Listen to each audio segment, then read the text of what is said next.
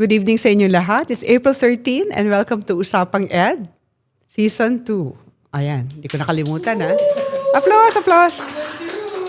Okay, so sa lahat ng mga nandito with us tonight, we're very happy to see all of you once again. I hope you go online so that you can, comment and share and, give us feedback while the episode and podcast is ongoing.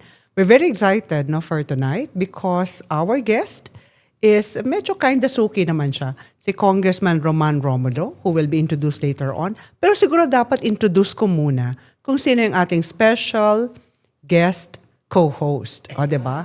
Obvious ba? Wala kayong nakikitang air-up, diba, sa paligid? Because our guest for tonight, guest co-host, pero guest na rin kasi tatanungin ko rin siya, is none other than Dr. Ed Fermin. Thank you, Doris. Git ka muna, Ed. Magandang gabi po, mga ka-Ed. Ayun. Sakto naman, no? Thank you for having me here. Oh. Attorney Erap, saan ka man naroon ngayon? Maraming salamat. Parang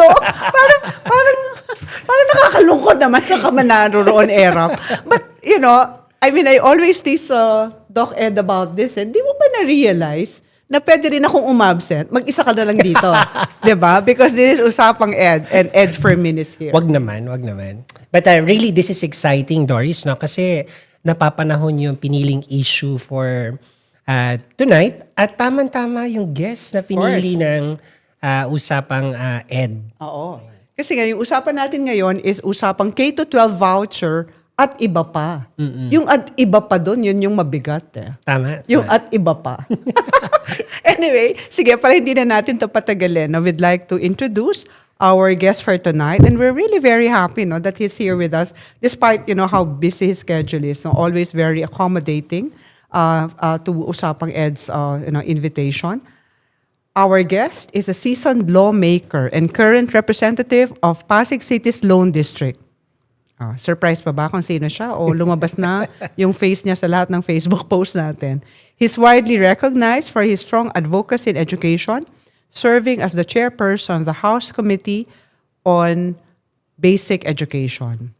He authored and championed landmark legislation which provides a lot of reform initiatives for basic education. And at the same time, he's also one of the originals in EDCOM2, one of the commissioners who actually legislated the creation of EDCOM2. We will ask him about this as well. So beyond education, Congressman Romulo is also known for his work on youth development, student welfare, and accessible government services. His legislative style is focused, reform-driven, and people-centered, often bridging gaps between policymaking and everyday concerns of students, teachers, and Filipino families. He needs very little introduction, but yeah, we still introduce him. So we'd like to call to join us tonight, Congressman Roman Romulo. Good evening, Doris. Good evening, Sir Ed, and to everyone watching, listening. Magandang gabi po sa ating lahat. Ayun. Thank you, Kong Romulo. It's always a pleasure to see a beacon of real reform in education joining conversations like this. Kumusta po, Kong? Okay naman. Hopefully, kasi padating na yung next academic calendar natin Yeah. because we just graduated and the DepEd teachers, dapat naka 30-day leave sila ngayon So, That's right. Hopefully everyone is getting a much needed na rest nila so that they can, again, when they get back, up talagang ganadong-ganadong ulit sa pagtuturo. Sana all, no? May break. Pero thank you, Kong, for really being here. And sige, just to give energy, lalo na to our private school educators. Kasi yun ang unang topic natin, yung K-12 voucher. Alam ko, mahaba na ang naging trabaho mo towards making this happen, the K-12 voucher. So we'd like to ask you, nasaan na ba tayo dito sa 20th Congress tungkol dito sa ating matagal ng gusto sana na will see the light of day, the K-12 voucher? Yes. As you know, Doris, you're a part of this anyway, na talagang we're trying to expand the voucher system sa ating private schools. Right now, junior high school siya, And then because of the K to 12, merong 11 and 12. But we know the bulk of the students are really in the grades 1 to 6 natin sa key stages 1 and 2. Yeah. So under this proposed measure, ang gusto natin ma-expand na siya from K to 12. Meron na talaga tayo dapat na voucher system because una, everyone knows naman na iba-iba lang yung numbers. Minsan 145,000, minsan 165,000 ang sinasabi na classroom backlog natin. There are many DepEd schools right now that still have the double shift. So, or hindi pa sila doon sa ideal number or a ratio of teacher-students. And we know the 165,000 classroom backlog shortage, hindi mahabol yon in just a few years. Samantala, meron naman tayong private schools that during the pandemic lost some of its students. So maybe this is the perfect time to really finally pass this measure para from K to 12, meron na tayong voucher system so that we don't have to be in a hurry with respect to the, kasi hindi naman talaga kaya na mahabol yung 165,000 at mabawasan natin yung double shift na namang nangyayari. Right now, sa House of Representatives, pasado na namin yung version namin on third and final reading. So we are just waiting for the Senate version. My understanding before the break was that when we resume session, which is on the first week of May, ay dapat matatakal na ng Senate so that we probably will be going into BICAM so that mag-meet para ma-reconcile yung versions. But Doris, Sir Ed, let me mention yung salient features nung sa House measure. Una, ina-expand na natin yung sa K to 12. Secondly, equally important is that meron tayong mga conditions doon in order for a private school to be able to avail of the voucher system. Like sa totoo, we're just going back sa dating conditions. Dapat may DepEd school, yung DepEd school congested, merong malapit na private school, and yung malapit na private school willing to accept DepEd students dun sa congested DepEd school, at quality yung education na binibigay ng private school. Second, tinatanggal na natin yung let passer requirement para sa mga teachers in private schools who are teaching voucher recipients para makuha rin nila yung allowance. Hindi na kailangan maging a let passer. As long as you're teaching voucher recipients, dapat meron kang allowance, yung TSS. Gusto natin yung third, what we are now authorizing public funds to be used for maintenance of our school buildings. And fourth, in fact, we want to allow a new construction in private schools. Why? Kasi marami rin tayong mga DepEd schools sa urban centers na wala ng buildable space. So kahit may pondo, kahit yung local o national, hindi na talaga ma-expand yung school. In some instances, to expand the school would make it a fire hazard. That's why ayaw rin natin po nun. That is why it revolves around those 4 points that I brought up. Ed, may I just do a follow-up very quickly, no? Kasi ang ganda nung sinabi ni Kong Roman. Alam mo naman, this is very close to my heart. No? Yung second to fourth na points na sinabi ni Kong Roman, very progressive. Very progressive. Ang ganong klaseng thinking, no? Na even without a license, the teacher should be eligible for teacher salary subsidy. Kasi nga, iba dyan, fresh graduates, di ba, Kong? At nagtuturo na sa private schools. And then the fact na we should help the private schools also with their physical plant development. Kasi oo nga naman, 'di ba, nandiyan ang mga bata. Pero kung yung una mong point, I think this is something that is also being debated on, no? Yung usaping congestion. Kung wala na bang congestion, ibig sabihin dapat walang voucher? Kasi parang ang buong reasoning is kailangan congested yung DepEd school and then may katabing private. So nasaan ang usapang student choice? Well, sa version natin sa House, it's really, the objective really is quality education. Pag quality education, ibig sabihin they're studying in a DepEd school that is not congested. Now, yung sinasabing a matter of choice, para sa akin, again, I don't know if that is the objective in the Senate version, pero sa House version, it's really talaga nakatuon siya sa quality education, and ang point niya is kung congested yung schools, hindi siya magiging quality education.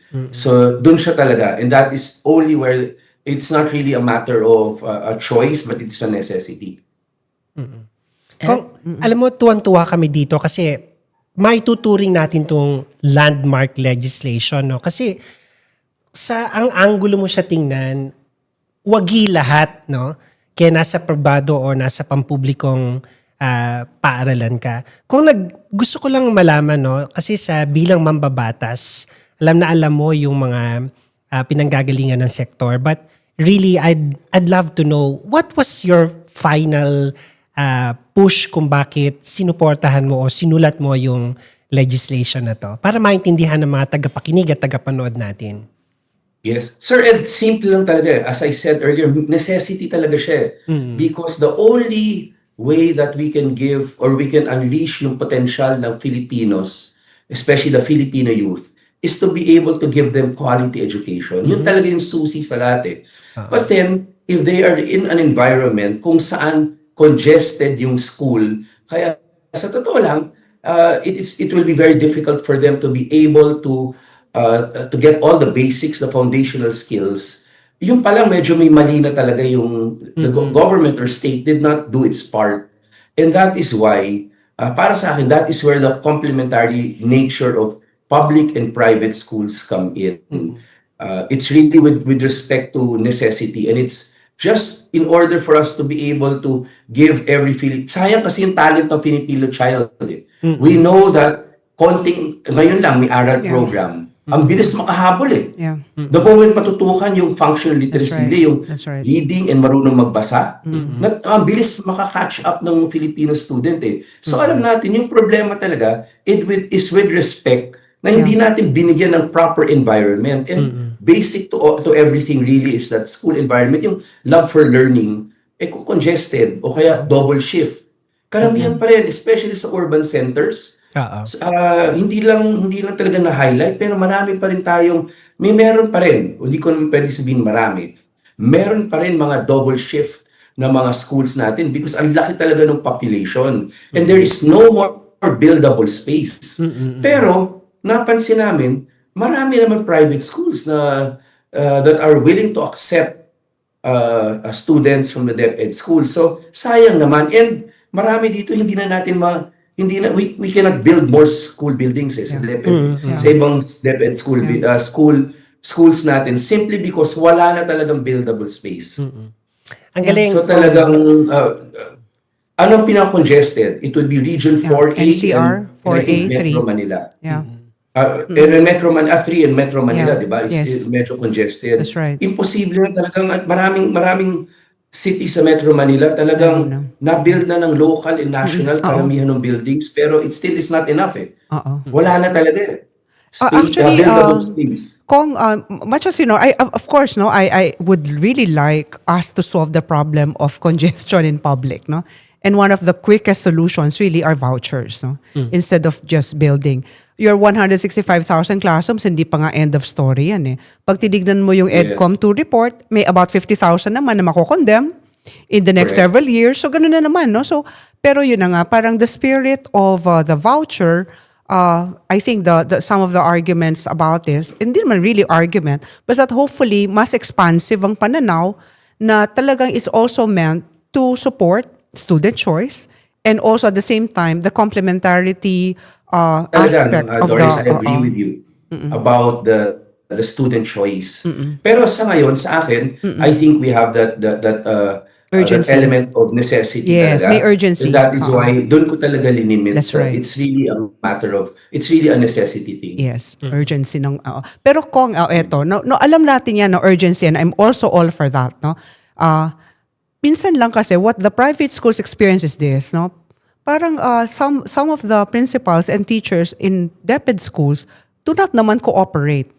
For example, when there was a provision about identifying the I-learners, hindi naman sila ina-identify ng mga principals. In other words, what is our certainty that this will also be supported by the DepEd schools on the ground? Not the central office. We know where it stands. Pero during the actual implementation, kasi dyan nagkakaproblema yung pag-amin na congested sila, pag-amin na they can really give up the students. Yeah. Yes, Doris, maybe yon pwede nating ma-discuss, especially during the BICAM. But I did not mention, under this, yung approved measure ng House, we're reinstituting yung Bureau of Private Education sa central office para merong mapupuntahan yung mga private schools. If I recall correctly, during the pandemic, yun yung isang issue wala naman silang nalalapitan, but in general, DepEd in general. But under this, the approved third reading ng House, meron ng magiging dedicated na office, a central office, wherein coordination with private schools can happen. And Kong, dito na binabasa ko yung mga messages na dumarating sa akin. Yes. It appears na parents are starting to get interested about the law. It will be nice if we could address bakit yung batas na to ay hindi lang pang learners, it's also for parents. Would you like to say something about this, Kong? Well, sa akin, again, Sir Ed, the main objective really is quality education for our students. Right. Now, for the parents, I think any parent naman, ang talaga namang gusto rin nila, yung anak nila, that is why pinapaaral nila, hinahatid. In fact, sa DepEd schools, hinahatid, hinihintay para umuwi pa. So makita natin talaga yung importance of education. But I think we will do such a big disservice kung wala man lang quality education ang nabibigay ng ating or be provided or conducive to that ng ating gobyerno. That is why importante talaga itong voucher system, because it's really a matter, end of the day, quality education lang ang objective. And that will happen once we have an environment wherein the student will be able to unleash yung full potential niya. Meaning, matututo siya magbasa, maintindihan yung binabasa niya. Second, yung mathematics niya, grade level ready. Sciences, GMRC. Kasi after that, madali na for any Filipino student And that was shown by the initial results ng ating ARAL program. Pero siguro very important ito, no? In fact, when this was being discussed in the House, no, kasabay ito ng discussion sa EDCOM, na lumalabas na talaga ang laki ng problema natin sa foundational skills ng mga Filipino learners, no? Foundational. So we're talking K to 3 at the minimum or possibly K to 6. Kaya sabi ng mga magulang, bakit sa 7 to 10 at 11 to 12 lamang kayo nagbibigay ng vouchers? Andito nga yung problema sa K to 6, no? Hindi, and we also have seen this based on data, no, na ang daming hindi nakakatawid talaga. Lalo na sa public, from K to 6 going into junior high. Halos nakakalahati ang population na yan. And Doris, the bulk of the students we have, even in DepEd, nandun sa key stages 1 and 2 Yeah. Nandun talaga yung bulto ng estudyante. That is why yun talaga yung kailangan mabigyan ng and foundational skill. I mean, end of the day, yung everything really boils down to yung grades 1 to 6, especially 1 to 3. Kaya nga in one of the meetings, the meeting last week with respect to the proposal for whatever law or laws may be passed with respect to itong Middle East, yung US-Iran crisis, napansin, I made sure to mention to Secretary Balisacan na sana, when they talk about distance learning, they have to take into account na importante yung face-to-face para sa Early key grades. stage 1 lalo na. Early grades. Yeah. Kasi may phonetics yun Na-experience na natin nung pandemic, nung modules yung ginamit, That's right. or yung online. That's right. I mean, yun, we have to be honest with ourselves. That's right. Ang hirap talaga na matuto ang bata magbasa at maintindihan Kasi nga, phonetics ang importante. Online, hindi naman perfect yung wifi natin. Hindi rin naman very interesting talaga yung online natin. So, parang yung appeal ko nga to the executive was really to, when they consider this Yeah. distance learning, siguro sana wag na lang para sa especially sa key K stage to 3, 1. no? Yeah. K to 3 lalo na. No, kasi kaya nga siya foundational, no? Yung psychosocial dimension That's right, ng that's learning, right. kailangan yun. At mabilis mo makukuha yan kung on-site ka talaga. You need the presence of an actual person to guide you. Right. So tama naman si Kong doon. Oo. Yeah, pero yun na nga ako Kong talaga, ito yung very striking talaga sa akin. The fact that the students do not even drop out of the system by grade 6. Halos kalahati nawawala. So sa akin parang nawawala na engagement Hindi natutuwa yung bata, hindi siguro natututo. So for whatever reason, could also be poverty, no? Pero yung the fact na ang taas ng dropout rate, Yeah. talagang kailangan tutukan yung K to 6 So ito talaga yung measure that can support that. Pero Doris, Ed, hindi ba kasi kung wala talaga yung foundational learning, meaning hindi naintindihan yung binabasa, Yes. then it does not become interesting That's to right. go to school or to stay in a That's right. classroom. That's right. So pagdating mo ng grade That's 2, right. 3, 4, 5, hindi mo na by grade 5, hindi mo na naintindihan yung dinidiscuss That's doon right. kasi medyo nahuli na. Nahuli na yung reading comprehension level mo. Talagang kawawa talaga yung bata, maging disinterested siya. That's right. Yung love for learning, love for school nawawala That's right. That is why it's so important talaga yung yung key stage 1 na yun It is no joke pero talagang yun talaga yun Once we get that, we were able to perfect that. Di ba ang gusto nga natin sa EdCom 2, Doris, Sir Ed, if you remember, yung mga Master Teacher 1, yung mga talagang magagaling na natin, dalubhasa na, eksperto na, Key stage 1. nasa key stage 1 Because ang Filipino child, well, for that matter, any human being, matalino talaga ang bata yung absorptive capacity is still very high. That's why hindi dapat natin mawala yung yung absorption learning. need, especially sa reading comprehension. We cannot take it lightly talaga. And then bulto na students, imagine 1, 2, 3 would have about sa DepEd schools pa lang. Siguro 6 to 7 million Yes. students na yun. Yeah. That's right. Ang laki. Ang laki. So, of course, meron talagang kalahati dyan siguro talagang they will find their own way. But, of course, iba-iba talaga yung circumstances, iba-iba yung sitwasyon But then, ito yung point Kung merong mawala, someone falls through the cracks, especially kung medyo malaki. Lahat tayo. In the future, we That's will right. all be together in 10 years and 20 years. right. So, gusto natin yung full potential ng Filipino child marating niya in 10 to 20 years para for himself and for family and for society, makapag-contribute siya talaga. Imagine kung dahil sa education system natin, ay ma-fall behind siya, then ang hirap even for that individual when he grows up, he or she grows up. Doris, gusto ko yung consistency ni Congressman Roman talking about quality education, which we both believe the private school has always been, traditionally speaking, consistently yun din naman ang diskurso natin. No? So, may nag-message kong ayaw niyang ilagay dun sa live natin kasi daw baka mamarkahan. No? Pero kung ang tanong niya ay, maganda na po yung direksyon ng voucher, no? Pero syempre, malalagay nito sa ibang posisyon ang private ed na parang talaga bang magaling siya? Kung talaga namang magaling at nakakatulong, bakit daw po kaya kung napakahigpit ng DepEd sa mga private schools, no? Na parang so overly at tightly regulated ang private schools, sila naman yung talagang nakakatulong sila talaga in so many different ways.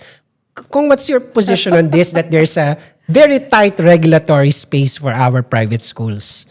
It's the usual lament. In fact, hindi yun yung my understanding from DepEd is that is not their view because para sa kanila, in fact, may autonomy ang private schools. Yeah. Hello? Yes, Kong, we Are you can still hear there? you. We can hear you. Sorry. Yeah. So, parang may autonomy yung private schools. In fact, because even with respect to curriculum, may minimum standards lang na kailangan sundan yung private schools. But with respect to the use or the pag-public funds na pinag-uusapan, doon sila medyo stricto. But then, yun naman ang hindi naman at this point in time, knowing that nandito na tayo sa sitwasyon na ang hirap rin talaga for the DepEd schools to cope up with the number of students that are coming in the DepEd schools. I think dito naman, little by little, makita naman natin na nagbabago na rin ang DepEd and they're moving towards that direction. Because even this bill, parang pumasa naman sa committee namin without such a big objection, or I don't really recall kung nagkaroon ng objection sa DepEd that would have stalled the bill.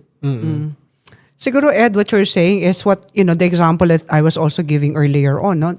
The central office, no, especially this current secretary, no, pag siya narinig mo, I want the private schools to be co-authors in the education system, we intend to build, talagang makikita mo, no, na ganun ang klase ng paradigm niya regarding the relationship between public and private. Pero pagdating mo sa mga eskwelahan at magre-reklamo sila na bakit yung mga DepEd monitors, kapag nag-monitor sa kanila, parang hindi magkaintindihan, yung instrument na ginagamit, hindi naman talaga yun ang dapat na gamitin.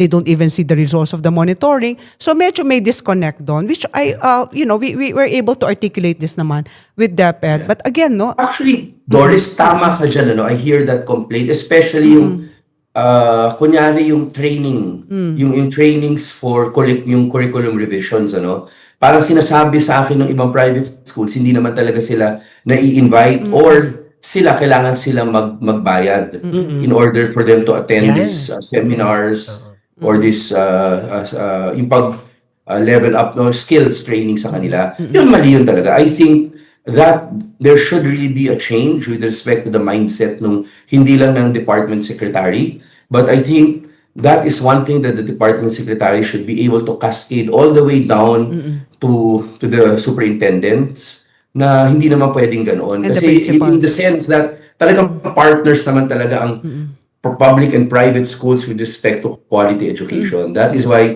yun, I fully agree, merong konting pagkakaibang treatment based on what private schools always tell me. And that, I think, should be corrected. And that is corrected by really being proactive. The central office being proactive, being able to, kasi may lap naman.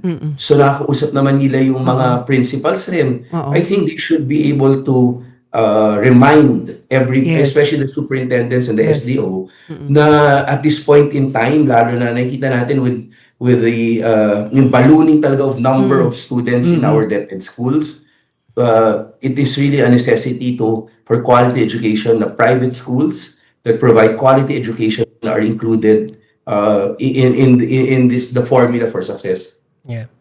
So, Macto Pero naman yung... Doris, talagang I think proactive dapat dyan ng central office. Ang They central should office, cascade it down, paulit-ulit talaga. Oo. Yan, gusto ko yung sinabi ni Kong, no?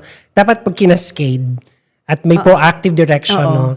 Sana rin maturuan natin yung mga regional offices, the division offices na eto na nga, sinabi na nga ng central office, ganito yung gagawin, no? Well, yes and no, kasi we're also not naman happy with the fact na parang memocracy. Kung walang memo, hindi gagalaw. I mean, we also naman criticize that, no? Pero for example, ito, very recent, about 2 weeks ago, ay naku ma'am, hindi pa rin kami pwedeng mag-promote sa mga DepEd Public Schools Grade 10 completers ng aming mga programa sa senior high kahit na may voucher, kasi daw may sarili silang senior high. So I always say, hindi nyo ba inililinaw na ang voucher program ay isang DepEd program?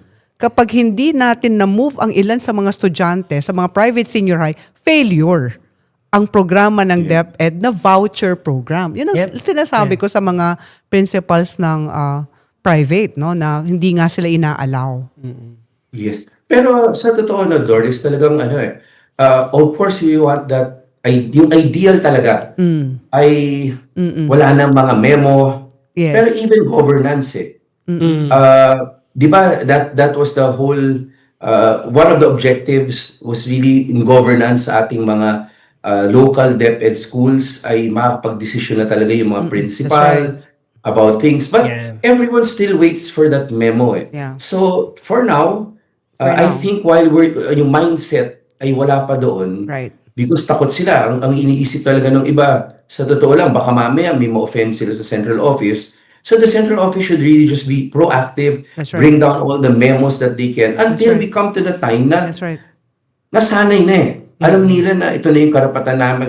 It's our, hindi naman karapatan, but it's our responsibility That's right. on our part. Kasi one size will not fit all talaga eh. That's right. Yeah. Imagine like in that, that's why maybe pag napasa yung bill na ito, yung Bureau of Private Education will be the one to always to constantly remind yung ating mga SDOs and the principals.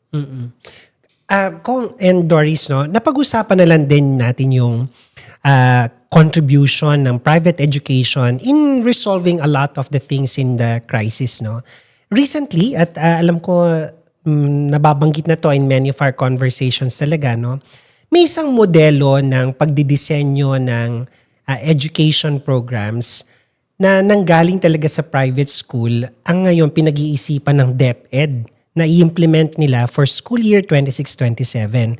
Kung ito yung 3-term calendar. So, malamang narinig na rin to ni Congressman Romulo. Kung gusto namin sana marinig from your end, no? What was your immediate response nung pinag-usapan na yung direction na to ng DepEd? Yes. Salamat Sir Ed. Ano? In fact, kung maalala niyo sa EDCOM 2 report at sa discussion sa EDCOM 2, nagkaroon ng issue with respect to the minimum number of instructional days that were actually occurring. Right. May batas tayo nagsasabi maximum 220. That's right. Yeah. Every now and then, may department order saying na ito naman yung minimum. Pero we've based on the EDCOM 2 studies, lumalabas na kung lumampas man ng 180 calendar days, kasama na doon ang maraming school days na hindi naman actually inside the classroom. Di ba ang gusto natin, may minimum tayo talaga na instructional days that all the students are inside the classroom, the teacher is inside the classroom, teaching the lesson plan. Yeah. Yun yung ideal. And based on the EDCOM 2 report, it would be good kung sana nasa 200 days man lang yon. Pero based on all the data that was seen by EDCOM 2, look, minsan pa nga bumababa pa ng 180. Why? Because of natural calamities, national and local laws, and yung mga DepEd activities like yung elimination rounds ng Palarong Pambansa, Festival of Talents, or the National Press Conference competition. So lahat po yun talagang I've attended many of those activities, yung elimination niya, during school days eh. So imagine yung instructional time nawawala. That is what is contained in the EDCOM 2 report. And then I hear that, or I see a press release saying that DepEd now is going to institutionalize a 3 terms. Yung 3 terms nila, they are assuring everybody that magkakaroon ng at least 201 instructional days. And that will happen because yung in between the 3 terms, magkakaroon ng 2-week break. Sa 2-week break na in between na the first and the second and third sem, doon gagawin yung elimination round ng mga Palarong Pambansa, ng mga Festival of Talents, and the National Press Conference competition. So hindi na siya kakain sa oras ng instructional times during the academic calendar. And for that, although hindi naman nakalagay sa EDCOM 2 yung 3-term, but I believe it's going to be it was a result of the fact that based on all studies, hindi kasi yung even yung minimum 180 days hindi naaabot eh. Because of the various reasons I gave kanina, yung holidays, typhoons, and the elimination rounds of the competition, the 3 competitions I mentioned. So yun yung sagot nila para ma-assure nila na may at least 201 instructional classroom days. Ibig sabihin, the students are inside the classroom, the teacher is inside the classroom, and a lesson plan is being taught. At sa araw din po na to, pinublish na rin nung si Mayo yung kanyang policy Policy note, note, yeah. that talks about the shift towards Three-term calendar. three-term calendar. No? Ano siya? Informative at siguro sa kapakanan ng mga tagapakinig natin, maganda po na makita nyo siya. Pero kung balikan ko lang po kanina, no, ilang magagaling nating pribadong paaralan ang talagang nagsimula ng three-term calendar. Pero, Doris, alam natin to, ang mahaba yung preparation nila, no? Hindi buwan ang binilang. Gaya nung principal po ako, maghalos 2 taon po yung preparation namin bago kami nag-transition sa three-term. At yun yung medyo... Ngayon, ngayon medyo ay sensitive. issue, no? It's a sensitive issue now. Kasi parang ilang buwan na lang, Oo. wala pa yung actual Correct. guidance. Actually, hinihintay natin yung actual na DO at yung naghahanap nga ako ng curriculum maps, no? Curriculum guides, no? Na 3-term sa lahat ng content areas ng K to 10. Apparently, ilalabas pa rin lang ang budget of work, no? Yeah. So, Pero, yun actually, Doris, oo. My understanding also is that this is not mandatory for private schools. Yes. No? This is really for DepEd schools. Yes. And I understand where you're coming from, ano, maybe sabi nga ni Sir Ed, ano, it took 2 years in private schools. Pero right now, EDCOM 2 has identified that it is really a problem na hindi man tayo umaabot nung 180 days na talaga nasa loob ng classroom. Alam natin ang totoo na really yung mga activities ng DepEd, talagang yung elimination na talagang nakakakuha ng oras yun. So para sa akin naman, we know there's a problem now. If DepEd does not do anything, there will be birth pains. But it is worse na wala silang gawin.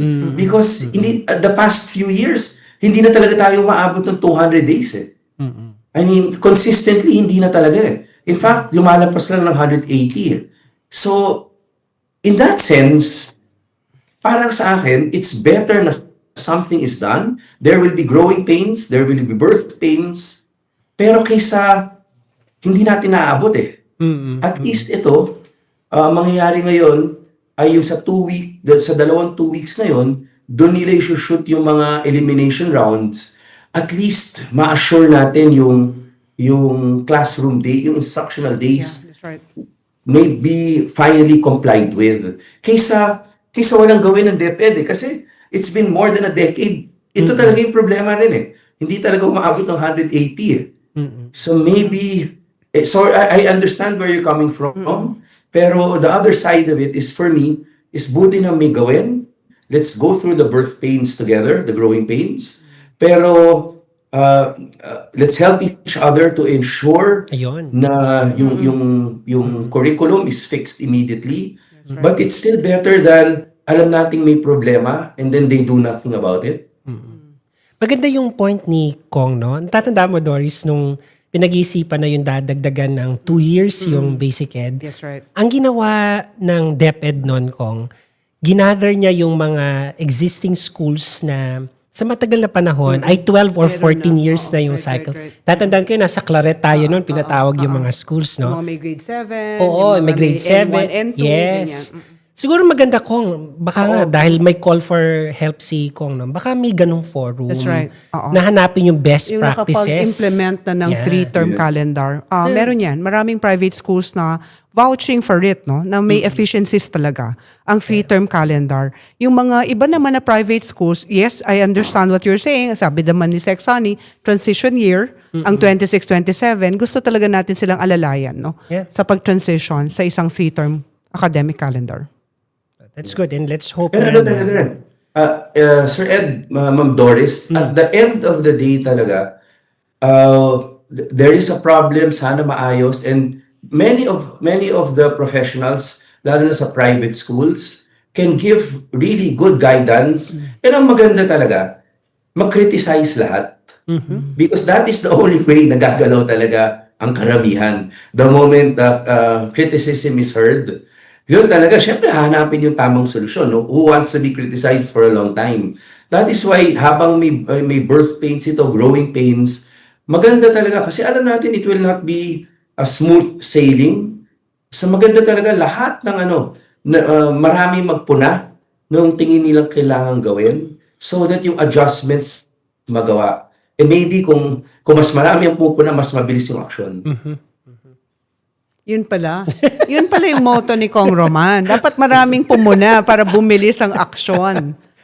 Diba? Pero Kong, no, dun sa same policy note ng CMA, of course, it does not end with the calendar design. Yeah. Isa lang yan, di ba? Ang dapat, pag sinabing protect instruction time, maayos ang paggamit ng instruction time.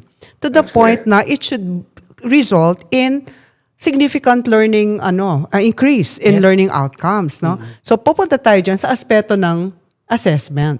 'Di ba? Saan natin makikita na talagang nagkakaroon ng improved learning outcomes itong mga ganitong reform initiatives.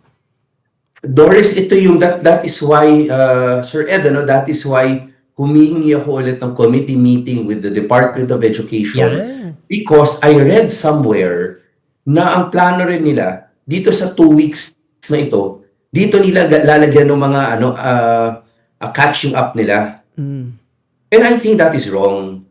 Because if yung catching up will be done during the 2 weeks, ano naman ang mangyayari din sa learner na grade 4 siya, pero yung reading comprehension niya is grade 2, hindi rin siya magiging ganado pumasok. At this point in time, talagang we also have to accept the fact na it was the education system That that failed them. probably because of many well-intentioned naman talaga lahat ng reforms even before, ay talagang we have to do certain adjustments para makahabol yung mga learners na medyo na behind na. Especially, nagkaroon pa ng pandemic. So distance learning modules did not help during that time. That's right. So, kailangan talaga natin, proactive talagang DepEd. They should have the catch-up learning during the academic calendar. If you have to pull out students, out, which yes. are being done, ginagawa naman ngayon. Ginagawa. Yes. We have to continue that and we have to support that. And for now, sa totoo lang, hindi na natin, we cannot retain students, especially yung nasa key stage level 2 up na. Kasi hindi naman nila kasalanan na congested yung classroom. Hindi nila kasalanan na nag-double shift. Hindi nila kasalanan na wala namang complete textbooks lahat. So we have to do our part and that part is really focusing from grades 1 to 12 dun sa basics, reading comprehension, pahabulin natin, turuan natin. Pero sa key stage 1 ngayon, especially yung incoming, dito talaga DepEd dapat isiguraduhin nandun yung mga master teacher 1 natin or 2 or yung mga eksperto talaga. Make sure na pumapasok sa paaralan and yung mga exams, yung assessment na gagawin doon, gawin na natin makatotohanan.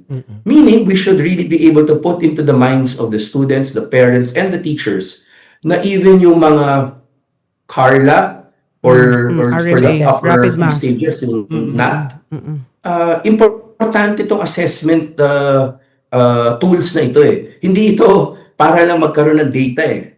Because that is what some people, yung iba sinasabi sa amin na hindi naman kasi masyado nasiseryoso yan. If that is the case, then that mindset should also change. Because hindi naman data gathering yung L na eh. Hindi naman, Carla pala, it's Carla. Hindi naman data gathering yung Carla. Hindi naman data gathering lang yung NAT. May purpose yung tools na yon. And it is really to be able to measure kung yung quality of education is there or not eh.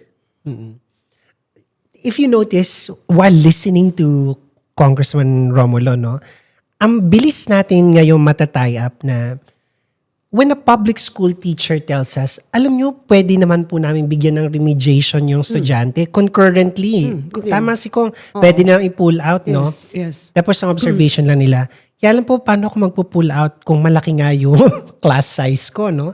Sino may iwan and all. Kaya kung i-decongest natin siya malaki talaga. to the point of Congressman Romulo with the expanded voucher system, malaki yung magagawa. Tapos dadagdagan pa natin yan na yung effective models ng remediation and intervention na talagang available sa private schools, makikita natin dyan, we will be able to stabilize the system better. So effective teaching learning processes during the instruction time, and then effective remediation Yeah. programs, no, as already modeled by several private. Pero may isa ka pang problema, Kong. Si Kong talaga maraming problema eh. Yung libro. 'Di ba? Isa pa 'yan na lagi nang paulit-ulit din ng EDCOM diyan, no? Na again, no, sabi nga ng in many discussions with E.D. Markey, no? Hindi naman rocket science yung mga ibang sinabi ng EDCOM eh. Eh walang libro eh. Yeah. So paano naman, 'di ba? Congested na yung Yeah. classroom, wala pang libro. That is correct. And siguro, just to add, i-disabuse na rin natin yung minds ng mga students, parents, and teachers that technology is the key, especially in sa mga unang key stages. I think, sa dami ko na nakausap na teacher associations Yeah. and individual teachers, especially for key stage 1 and 2, ang sinasabi ng teachers sa akin ng associations, iba pa rin yung pen and paper. Talagang doon, natututo talaga yung bata eh. Computers, laptops, mas valuable yan for a teacher kasi preparation of lesson plans. Pero pagdating sa ating mga students, especially key stage 1 and 2, importante yung textbook, importante yung workbook sa kanila. Because iba talaga yung pen and paper eh, nasusulat nila. In fact, that's why nagkaroon siguro yung DLP before, di ba? That was one model in Dynamic learning. some schools, di ba? Kasi nga, yung pagsusulat, it helps the student process Right. learning eh. Yeah, yeah. Yeah, but I So, just dapat talaga oo. maayos natin yung That's right. textbooks and workbooks. That's right. And I want to, in fact, kasama yan sa hearing ko eh. Because nabawasan na ng DepEd yung number of years before a textbook is actually procured and the delivered. cycle. That's right. That's Ah, right. the next question really is, kailangan pa rin mas mapabilis yun. How can that be done? Kasi ang complaint naman ng ibang association sa akin is that lahat kasi ng procurement is centrally done. Pag centrally done, bilalang ibabaksak lang sa SDO ata, sa Schools Division's office, and then distributed from there. But ang daming logistics involved eh. So baka naman pwede pa natin makat yun. Well, two things. Second- Sige, Kong, go. Yeah. Yeah, go. Second, some teachers have told me that because yung textbook, if we really want a good textbook, ang expert talaga dyan, sabi sa akin yung mga teachers rin eh. Correct. So why are we not involving them? I know we're not involving them because we have a law with respect to procurement of books, di ba? So maybe it is time also to have a discussion on this. Okay, comment lang ako ng mabilis. No? Yung unang sinabi ni Kong Roman, very recently may article about Sweden, no? Going back to paper and pencil and books again. Nawala yung digital first strategy, Yeah, no? yeah. They're back to that because they saw a decline in reading comprehension levels, no, of their learners. And second, yung sinasabi ni Kong, yung value talaga ng textbooks. Hindi naman kailangan pagtalunan yun, no? Pero dun sa calendar design na magsi-3 term, yung textbooks mo, magre-revise yan. Yeah. Kaya nga, Correct. kumbaga, dito sa pag-implement ng DepEd, hahabulin na naman yan eh. You know, I was a teacher for a long time, no? Alam din naman ni Kong Roman, yan, physics teacher ako, no? Kaya ko yun gawin eh. As a physics teacher in my own classroom. But you know, if you're talking about the entire bureaucracy, no? And the curriculum guides that you intend to restructure based on a 3-term calendar design, talagang yun dapat ang gagamitin ng textbook Yeah. developers. Kaya Doris, alam mo, bilang si Congressman Romulo ay kasama natin nung ipinasa yung Teacher Education Excellence Act. Tama siya. Nandun din sa teacher, no? Meron din siyang kakayahan to do agency, that. right. Agency, correct. Pero kung hindi mo tinrain towards that direction, yun, problema rin natin yun, no? So, it's a mix of both the physical resource nung textbook and then how ready the teachers are to make the adjustments. Yan nga, pag nagpalit yung calendar, pag nagpalit yung curriculum, how can they be made more agile and That's right, adaptive, that's no? right. So, talagang it's an ecosystem of problems Pero sabi to nga, begin well, with. si Kong naman was saying, birth pains tayo, Yeah, di ba? yeah. So, But that's why tatanggapin that natin, no? conversation should start na eh. Because if I remember correctly, when we introduced K to 12, di ba ang ginawa ng DepEd noon, they came up with learning materials ba tao? They had a term eh, hindi textbook eh. Di ba you remember that? Yeah. Because to procure a book, a textbook, would take at least 5 years to time na yun eh. That's right, that's right. So they had to come up, and what they did then was they got experts, teachers, professionals together. That's my understanding, so that they could come up with this, yung learning materials. Yeah. So hindi siya textbook, but yun created by teachers, supported by the Department of Education and professionals. They came up with learning kasi nga nag-adjust eh. Kung hihintayin nila yung textbook procurement, 5 years na time na yun, ang tagal. During the pandemic, if we all remember, that was the time na nakaka-adjust pa lang no most from learning competencies na gumawa ang DepEd nung bago from 15,000 learning competencies, The reduction. binaba nila to 5,000 plus most essential learning competencies. So, again, pag ginawa mo yun, curriculum change rin yun. May textbook change na rin yun. Pero ang ginawa ng DepEd nun, if I remember correctly, they termed it modules eh. Again, yun yung point ko eh. Maybe we should start this conversation kasi lahat naman ng sinasabi ko, including the Doris, including the one, the pen and paper. Yes. Ang nagsabi talaga sa akin, no, teacher associations and teachers eh. I mean, Filipino associations eh. That's right, that's right. Dito ko talaga narinig yun eh. Sinasabi nila sa akin, ang importante talaga sa learner, especially yung 1 to 6. Kailangan talaga may textbook and workbook eh. That's right. Because doon nila na mas mabilis at naiintindihan nila na mas mabilis. And so with this conversation about the materials to be used, I understand ang hirap talaga to write a learning material, a module or a textbook. But DepEd should be, again, wala tayong magagawa eh. Kailangan talaga proactive eh. Dahil ang daming reforms. But to wait for 3, 4, 5 years for a new textbook, I think that is just, kung wala, masyadong matagal. So, Doris, no, tingnan mo yung sense of urgency ni Congressman Romulo. No?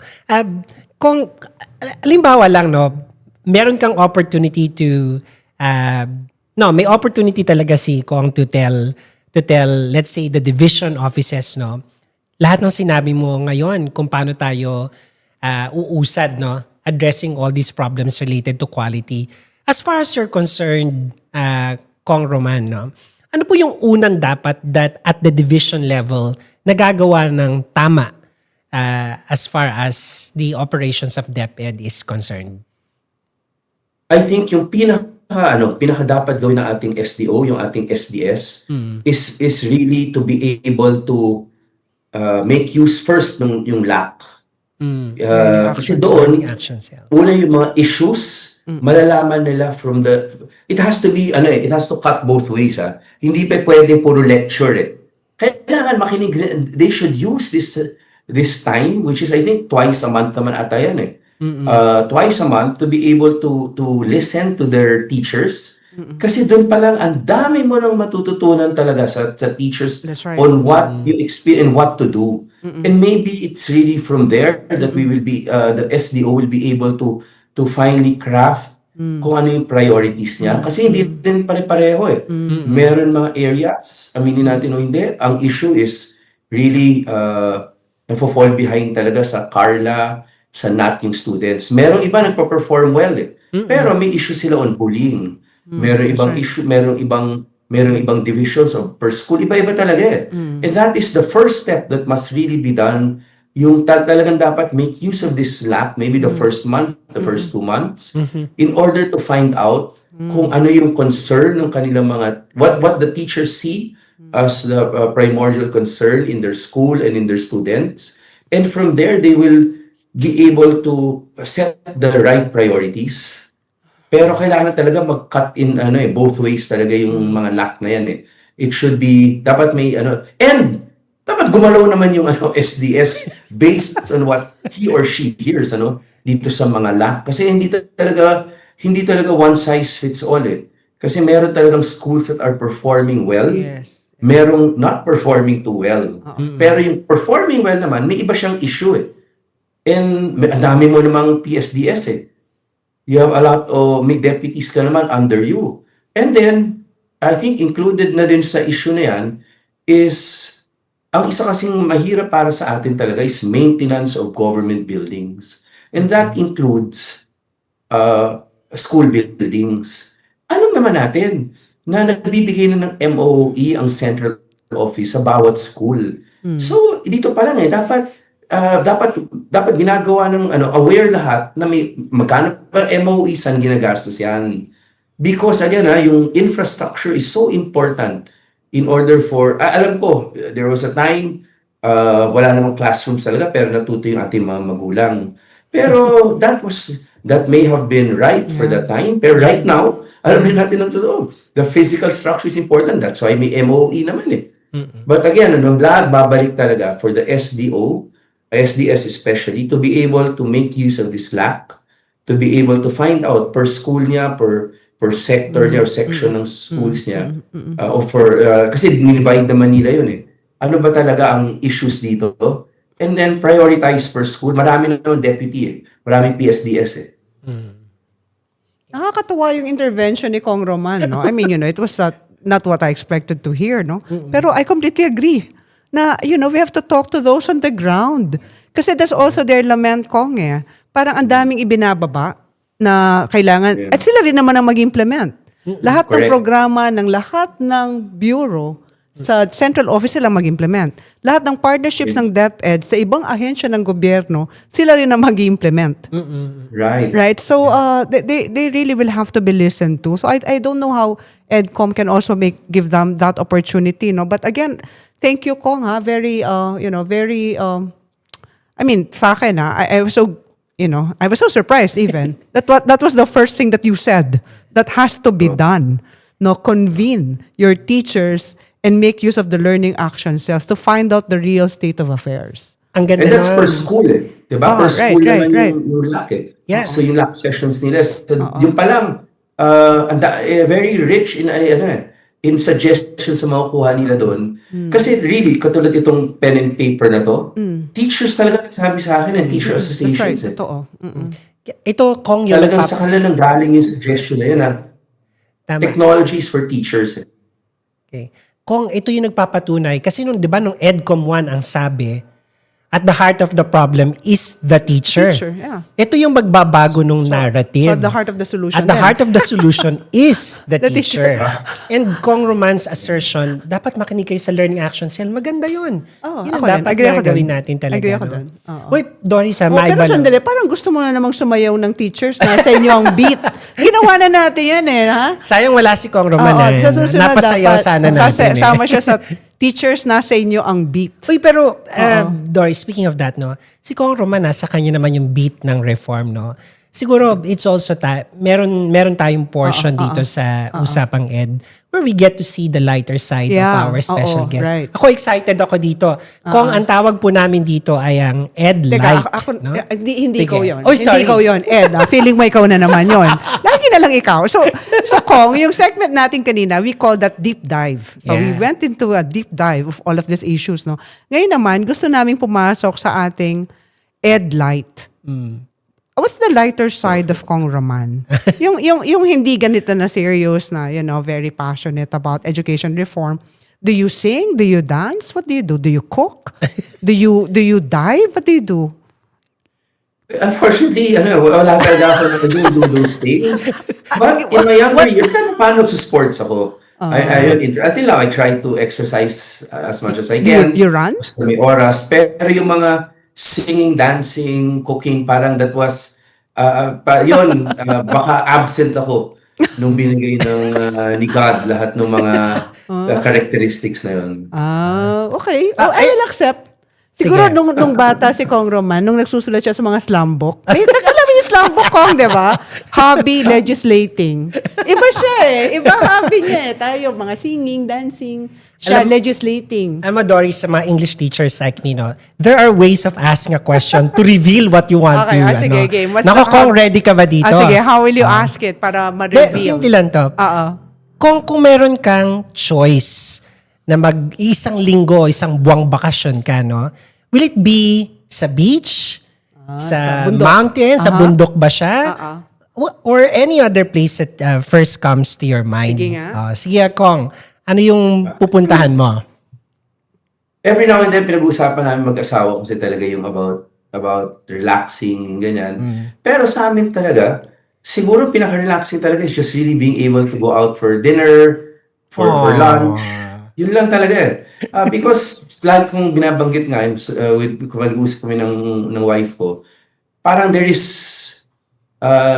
especially in another country, wala na naman mahanap doon na wala sa Pilipinas eh. Na. Everything that's there. The only thing different really is the weather. Yun lang naman ang difference na lang. But in terms of food, sarap ng food. Eh. Dami naman talaga That's dito right, sa cuisine. That's sa right. Pilipinas eh. That's right. Wala naman issue na doon with respect to things to do. Ang daming magagawa naman dito eh.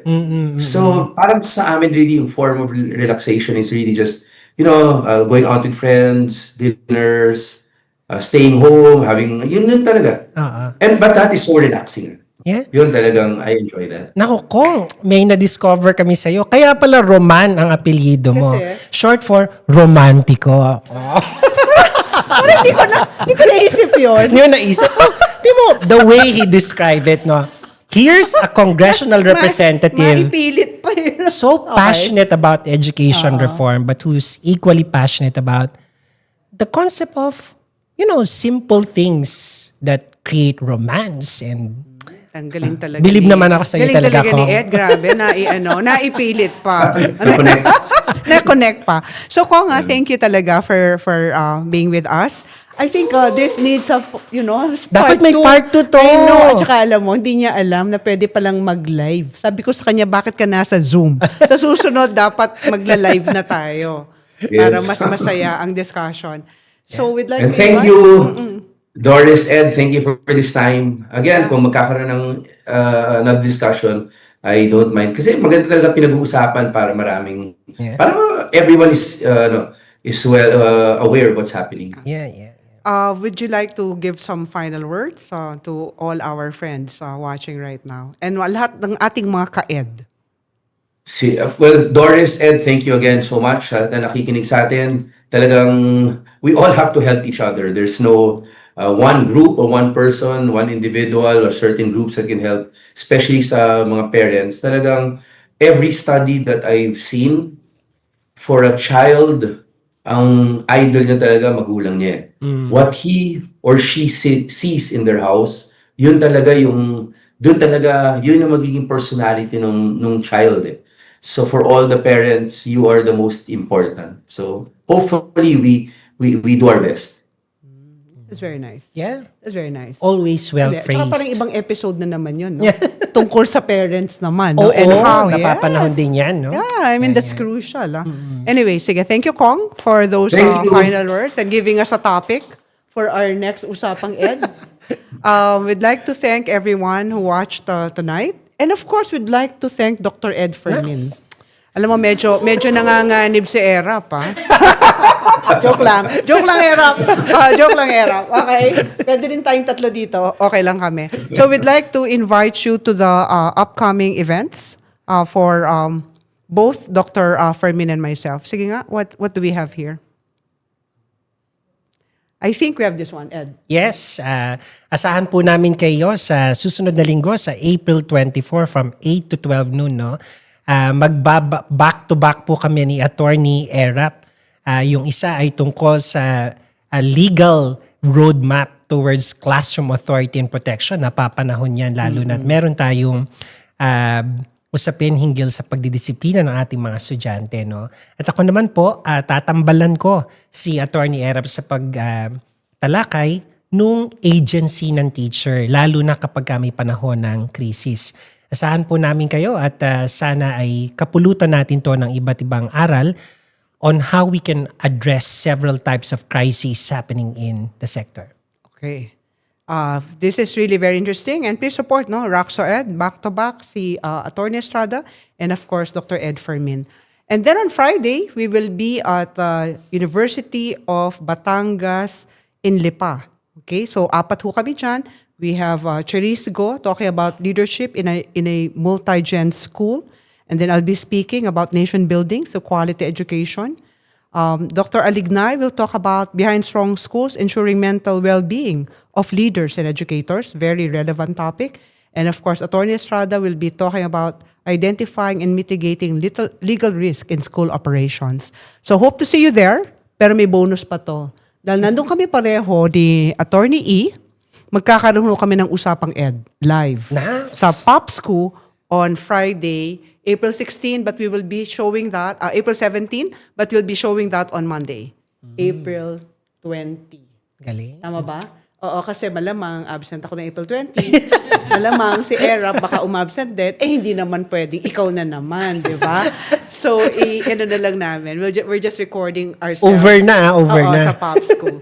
Okay, so I'm not sure kung nandito pa si Kong Roman, but we are really very, very happy no, to hear Kong Roman express his views. Yeah. I think very healthy discussion.